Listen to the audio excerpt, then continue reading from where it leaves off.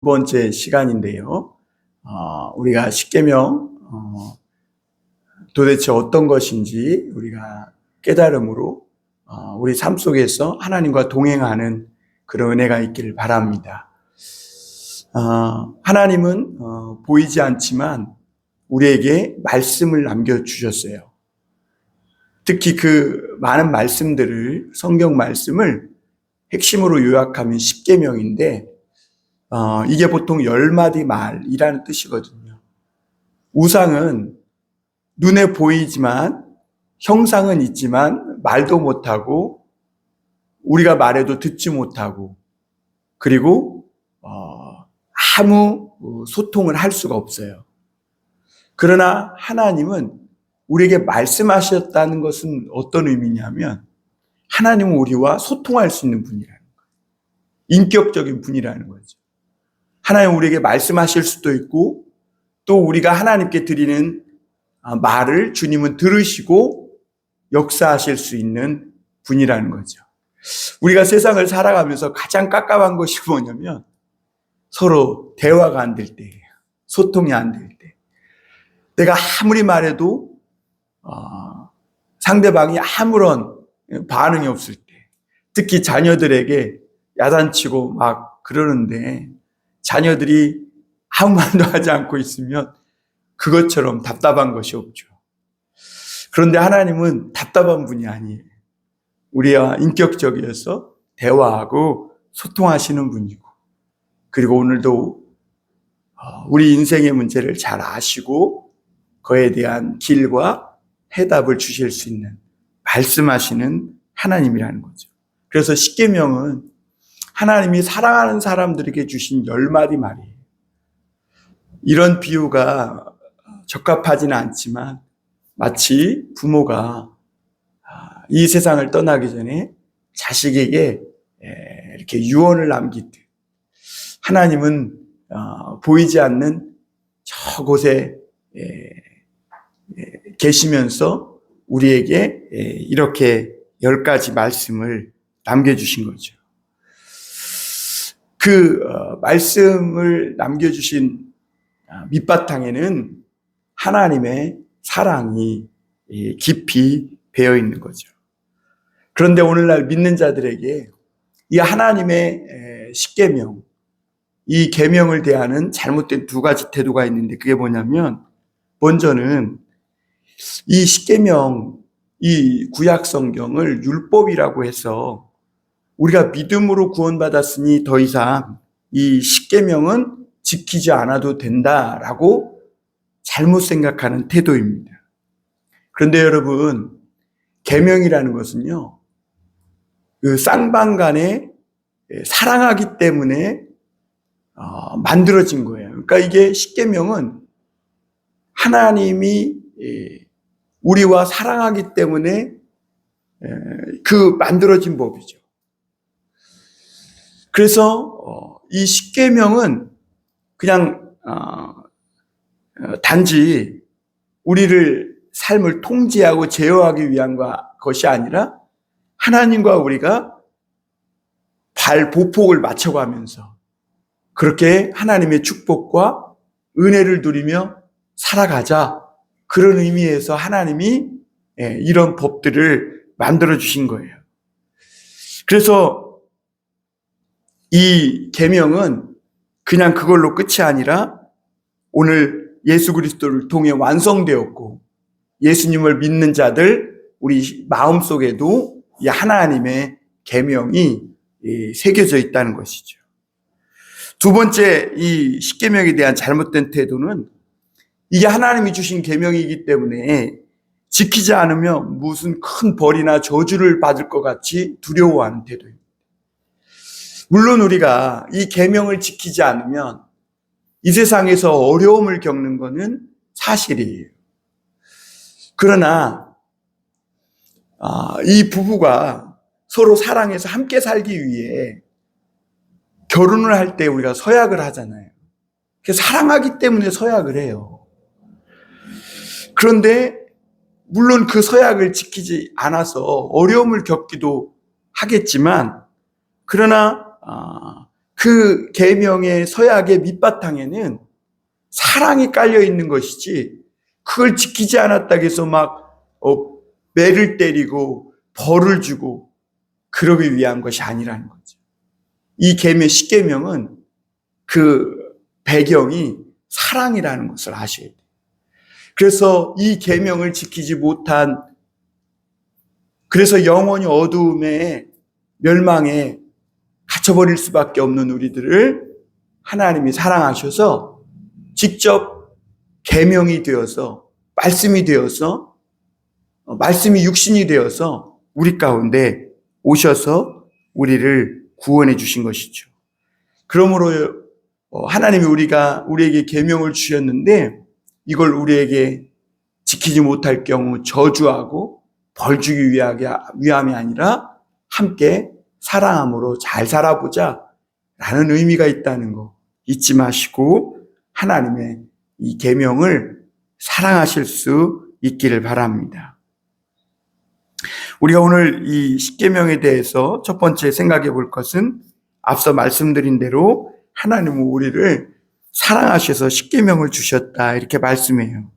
특히 5절에 보면 하나님은 두 번째 이렇게 계명을 주시면서 우상을 새겨 만들지 말라고 하시면서 여호와 하나님은 5절에 보니까 질투하는 하나님입니다. 여러분, 질투는 사랑하는 사람이 하는 거예요. 사랑하지 않으면 질투도 없어요. 하나님은 우리를 얼마나 사랑하시느냐? 질투하기까지. 그러니까 우리가 하나님 외에 딴 거 쳐다보는 거 하나님 못 참는 분이라는 거예요. 우리 사랑하는 남녀 관계에서만 그런 게 아니라 하나님이 그렇다는 거. 하나님이 창조하신 하나님의 사랑으로 만드시고 사랑의 짝으로 하나님이 이렇게 세워놓으신 우리가 다른 거 쳐다보고 다른 거 하나님보다 더 사랑하고 그래서 다른 거 쫓아가는 거, 이거 하나님이 도저히 못 참는. 그래서 호세아서에 보면 하나님이 가시 찔레를 그 앞에 놓기도 하고 그 가는 길을 막으려고 담장을 쌓기도 한다는 거예요. 그만큼 하나님이 우리를 사랑하신다는 거죠.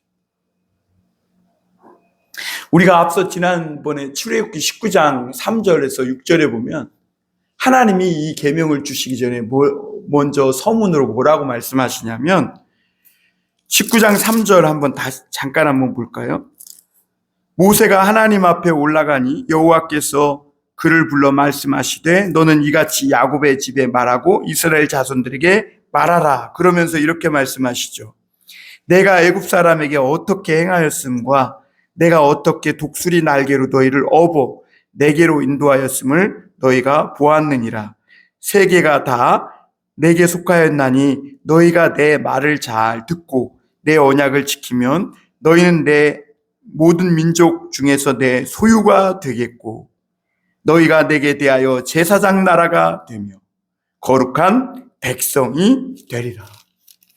하나님은 이 십계명의 말씀을 주기 전에 하나님이 내가 너희를 애굽에서 어떻게 구출해냈나 보라는 거예요.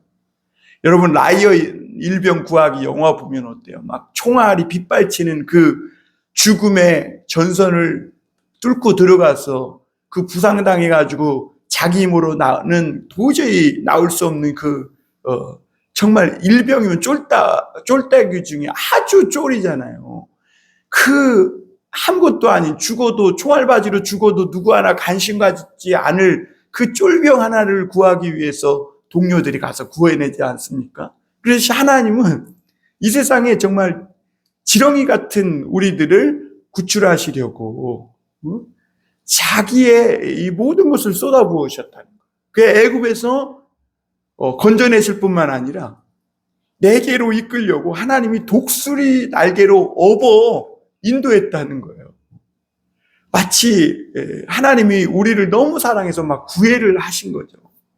그렇게 해서 우리를 하나님 곁으로 인도했을 뿐만 아니라 그러면서 말씀을 주셨는데 그 말씀을 잘 너희가 지켜 순종하면 내 소유가 되겠다. 소유가 뭐예요? 너무 사랑해가지고 막 주머니에다 넣었다 뺐다 하면서 막 그거 잃어버릴까 정말 가장 귀히 여기는 그것이 소유죠. 하나님의 소유가 되겠다. 그리고 제사장 나라 얼마나 멋져요. 여러분 요즘은 제사장 그러면 별로 감흥이 없지만 그 당시에는요 최고 높은 아주 귀족과 같은 귀족 중의 귀족이 제사장이었어요. 그 제사장 나라가 되면 거룩한 백성이 깨끗한 순결한 하나님의 자녀가 될 것이다.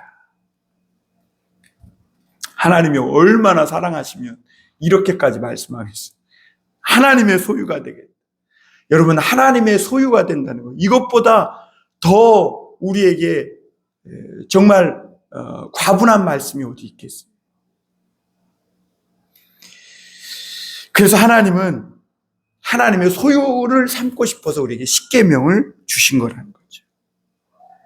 그러므로 우리가 십계명이 어디서 왔는지 하나님의 사랑의 품속에서 왔다는 것을 알고 하나님 마음을 헤아려 볼 때 우리는 이 십계명을 사랑할 수 있게 되고 그리고 순종할 수 있게 된다는 거죠. 그것은 자랑도 아니고 뭐도 아니에요. 그죠? 하나님을 사랑하기 때문에 우리가 이 계명을 사랑하는 것이죠.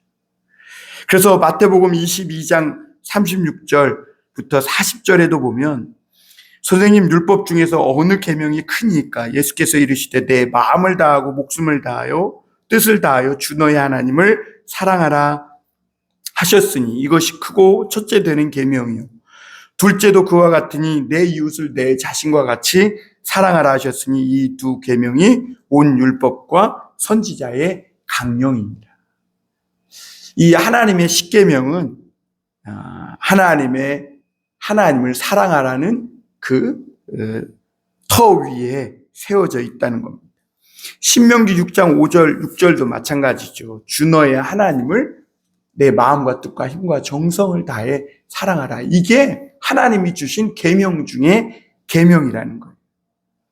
그래서 계명의 정수는 뭐예요? 야, 너 이거 하고 너 저거 하고. 물론 하나님이 10가지 계명을 이렇게 나열해 주셨지만 이 계명의 정수는 뭐예요? 하나님을 온 힘을 다해 마음과 뜻을 다해 사랑하라. 그게 계명의 핵심이라는 거예요. 그러므로 우리가 하나님을 사랑하는 건 뭡니까? 하나님의 말씀, 이 계명을 우리 마음판에 새기고 살아가는 거. 하나님 사랑하는 거.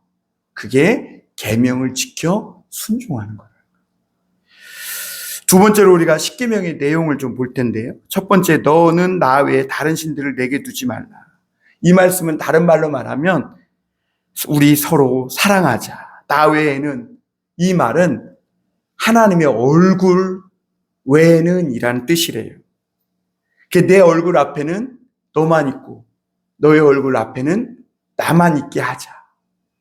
여러분, 내가 싫은 사람하고 얼굴 맞대고 있으면 어떻게 돼요? 구역질 나지요. 그렇죠. 근데 하나님은 하나님 얼굴 앞에는 너만 있고 너의 얼굴 앞에는 나만 있자. 눈과 눈을 마주보고 있자는 말씀. 여러분, 사랑하는 사람과 눈과 눈을 마주보고 있으면 어떻게 해요? 와라 끌어안고 싶잖아요.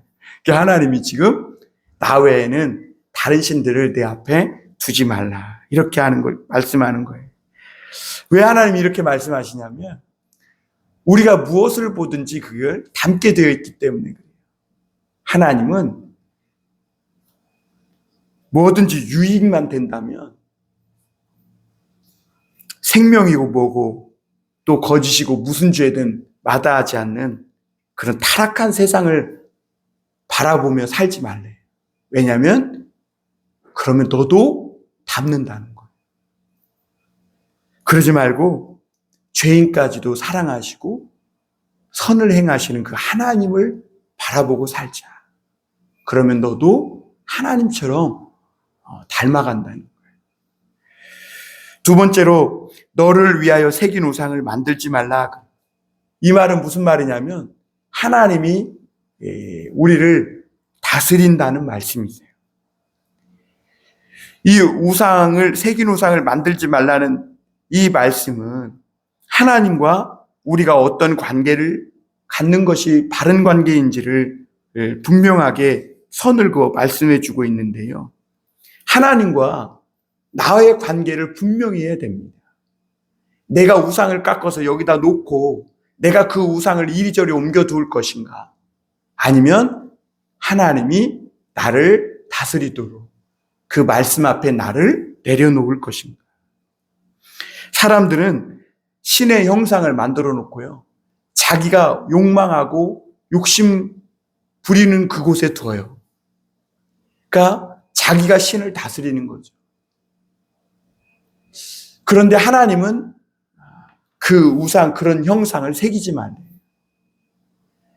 하나님이 우리를 말씀으로 다스리길 원하신다는 것이죠. 우상은 어떻게 보면 우리 속에 있는 이 불안이 보이는 형상으로 나타나는 거예요. 그래서 하나님은 내 속에 있는 불안을 만들어가지고 보이는 것으로 두고 계속 불안에 떨지 말라는 거예요. 우리가 하나님의 사랑과 그 다스림 아래 들어갈 때, 그 말씀 안에 들어갈 때 어떤 불안도 너희에게 설 자리가 없을 거라는 것이죠. 세 번째로 너는 내 하나님 여호와의 이름을 망령되게 부르지 말라 그랬어요. 이것은 모든 주권이 하나님께 있음을 말씀하고 있는 거예요. 하나님의 이름은 하나님의 존재 자체인데 하나님의 이름은 하나님의 이 주권을 의미해요. 그래서 우리가 하나님의 주권을 이 범하는 일이 있어서는 안 된다는 것이죠. 하나님의 이름을 함부로 부르지 말라는 거예요. 그래서 세상은 우리가 신들의 이름을 지어요. 그래서 이거는 몰렉신, 이것은 금오스신, 이거는 바알, 이거는 불상, 이거는 무슨 아미타불상, 이렇게 사람이 이름을 줘요. 그러나 성경에서 하나님의 이름은요, 사람이 지은 게 아니에요. 모세가 호렙산에서 떨기나무 불꽃 가운데서 하나님을 만났을 때 하나님이 애굽으로 보낼 때 저 사람들이 누가 너를 보내서 여기에 왔냐 그러면 내가 뭐라고 대답하리까? 그때 하나님이 자기의 이름을 말씀하세요. 나는 스스로 있는 자니라. 야곱이 하나님 당신은 누구십니까? 라고 말했을 때 왜 내 이름을 묻느냐 하며 하나님이 자기 자신을 함부로 드러내지 않은 것을 볼 수가 있어요.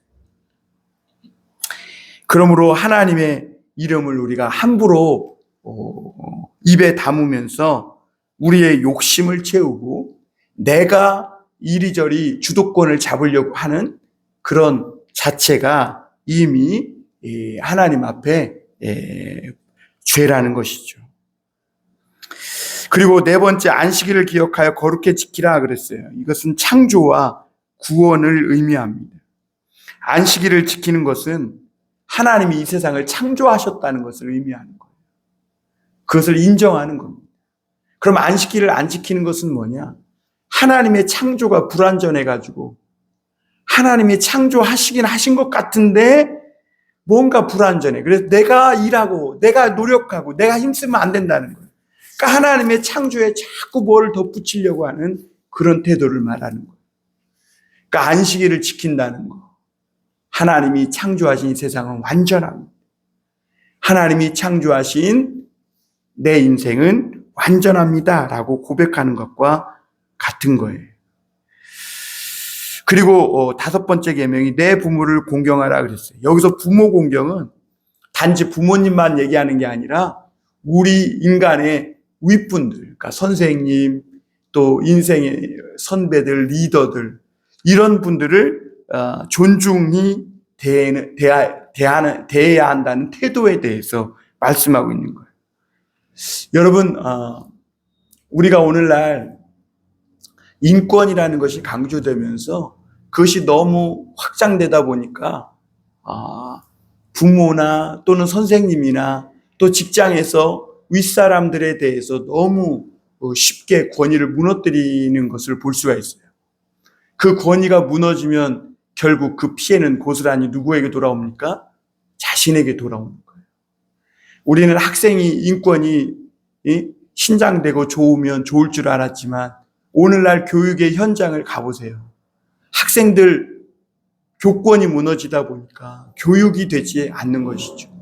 가정에서도 부인이 남편의 권위를, 또 자녀들이 아빠의 권위를 무너뜨리고 올라서면 좋을 것 같지만 사실은 아버지가 그냥 썩은 고목나무 같아도 그 자리에 있는 것만으로도 오히려 우산이 되어주는 걸 알아야 돼요. 그리고 결국 윗사람에 대한 공경은 보이지 않는 하나님에 대한 공경하는 마음을 가질 수 있는 걸 말하는 거예요. 그래서 하나님은 야고보서에 보면 너희가 보이는 형제를 사랑하지 않고 어떻게 보이지 않는 하나님을 사랑할 수 있겠냐. 보이는 부모, 그저 계시는 것만으로도 소중하고 아름다운 그 부모님, 백발이 하얀 그런 부모님을 또 노인들을 공경하는 것, 그 자체로 그는 하나님을 공경하는 것이죠. 그래서 잠언서에도 보면 내가 백발 앞에서 일어서라 그랬어요. 그래서 이 윗사람들은 우리가 세월을 얼마나 낭비하고 사는지에 대한 계기판이 되어준다는 거예요. 그리고 가정을 난장판으로 만들지 못하게 하는 파수꾼이 되어준다는 거예요. 그래서 진정한 부모 공경은 그런 부모님을 공경하면서 내가 그런 부모님보다 더 훌륭한 사람이 되는 것. 그게 부모 공경의 정점이라는 것이죠. 그리고 6번째 계명은 살인하지 말라 그랬어요. 이거는 더 깊이 나아가면 죽게 놔두지 말라는 거예요. 생명, 존중과 사랑을 이야기하는 것이죠. 생명은 서로 연결되어 있다는 거예요. 그래서 어디서 끊어지든지 생명이 끊어지면요, 그 피해가 고스란히 우리에게 돌아온다는 것이죠. 중국의 모택동이 참새가 많은 피해를 준다 그래서 참새를 다 잡았더니 이 벌레들이 우글대가지고 그해 농사가 망쳤다는 것입니다. 여러분, 생명을 귀히 여기는 거, 비록 보잘것없지만 그 생명, 하나님이 지으신 생명이기에 어딘가에 분명히 쓰임받은 귀한 생명이라는 겁니다. 그래서 이 신명기서나 이 출애굽기서에 보면 지붕을 만들 때 난간을 만들려고 그랬어요. 왜 그럴까요? 생명을 귀히 여기라는 거예요. 난간을 만들지 않아가지고 떨어져 죽으면 그 집주인이 책임이라는 거예요. 하나님. 그만큼 생명을 소중히 여기라는 거예요. 어떻게든지 죽지 않도록 해야 한다는 것이죠. 그리고 어미젖에 새끼를 빨지 마라, 삶지 말라 그랬어요. 하나님은 이토록 생명을 귀히 여긴다는 거예요. 하나님이 세상에 있는 동물들을 먹이로 우리 인간에게 음식으로 줬지만 그래도 아무리 그래도 새끼를 삶을 때 어미젖에 삶는 그런 과도한 일은 하지 말아라. 그리고 일곱 번째 계명은 간음하지 말라 그랬어요. 이것은 불건전한 성관계를 말하는 거죠. 탐닉, 집착에 빠지는 그런 삶은 결국 하나님과 멀어지게 돼 있다. 그리고 하나님이 이루어 놓은 질서를 파괴하게 된다는 것이죠. 예수님은 나아가서 우리 마음과 생각까지 순결해지기를 원하신 것이죠. 그러니까 육체적 간음뿐만 아니라 정신적 간음까지 하지 말아라. 그러니까 하나님 외에 다른 것들을 내게 두지 말라 하신 말씀과 하나라고 볼 수 있겠습니다. 8번째 보면 도둑질하지 말라 그랬어요. 어떤 학자는 사람이 도둑질하는 것이 부족해서가 아니라 불의하고 타락해서 도둑질한다고 했어요. 그러니까 인간이 도둑질하는 것이요, 부족해서가 아니에요. 도둑질을 즐기는 거예요. 남의 것을 따먹고. 그래서 어거스틴은요, 그가 한번 남의 과수원에 가서 도둑질한 적이 있는데 배고파서가 아니라 그냥 따서 먹지도 않고 다 버려버린 거예요. 그러니까 남이 잘 되는 것을 보지 못하는 마음. 그래서 이런 도둑질하지 말라. 하나님이 이렇게 말씀하신 이유는 이제는 너희는 도둑이 아니라 뭐라 그랬어요? 하나님의 소유다. 이제는 남의 거를 먹으려고 하는 것도 아니면서 막 따서 버리고 못 살게 굴고 남 안 되게 바라는 그런 마귀의 자식이 아니라 하나님의 소유다. 그리고 9번째, 내 이웃에 대하여 거짓 증거하지 말라 그랬어요. 왜냐하면 당신은 범죄를 증명하는 유일한 수단이 증인이 말하는 것밖에 없어요. 뭐 DNA를 검식하겠어요? 뭘 감식하겠어요? 그렇기 때문에 이 거짓 증인은 그 사회의 신뢰와 관계를, 신용을 무너뜨리는 사회였어요. 하나님은 그런 나라를 세우길 원치 않으세요. 그런데 오늘날 사람들은 거짓의 호수 속에, 홍수 속에, 바다 속에 살아요. 과장, 아첨, 왜곡, 험담, 헛소문, 가짜뉴스, 위증, 오리발 내물기, 이 다 거짓 증언과 관계되는 말이지. 특히 다수를 따라 행하지 말고 또 가난한 자와의 편이 되어 행하지 말라는, 공평하게 행하라는 거예요. 은혜라는 것은 뭐냐? 법이 모든 사람에게 공평하게 적용되는 것이 법이라는 것이죠. 마지막으로 10번째, 내 이웃의 집을 탐내지 말라 그랬어요. 탐욕에 사로잡히면 세상이 지옥으로 변한다는 거예요. 탐욕스러운 사람들이 사는 곳이 지옥이에요, 지옥. 하나님이 내게 주시지 않고 다른 사람에게 주신 것을 존중하고 그것을 인정하라는 거예요. 탐내지 말라는 거예요. 왜 하나님은 내가 아니고 저 사람에게 주었는가? 왜 내가 아니고 저 사람을 저렇게 예쁘게 만들고, 왜 내가 아니고 저 사람에게 저런 재능과 공부를 잘하는 능력을 줬는가? 이렇게 생각하지 말고 나는 하나님께서 나에게 주신 고귀한, 유니크한 그런 하나님의 선물이 있음을 믿고 다른 사람에게 준 선물을 존중하고 기뻐하고 그 존재 자체를 인정하라는 것이죠. 십계명은 하나님의 사랑이 가득한 큰 집을 이루는 뼈대라는 것을 알 수가 있습니다. 마지막으로 우리가 한 가지 더 살펴보면 우리가 하나님의 이 계명을 지키며 살아갈 때 하나님의 소유가 된다는 거예요.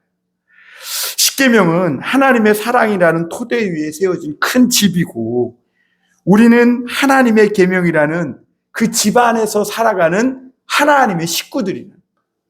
그러니까 하나님이 주시는 밥을 먹고 하나님이 주시는 사랑을 먹고 하나님이 주시는 그런 은혜와 또 하나님의 이 베푸시는 인도와 보호하심 속에 살아가는 하나님의 품 안의 자식들이라는 것이죠. 그런 하나님을 우리가 어떻게 사랑합니까? 꽃다발을 따다주고 하늘의 별과 달을 따다주고 내게 있는 금반지를 빼서 하나님을 사랑한다고 우리가 표현할까요?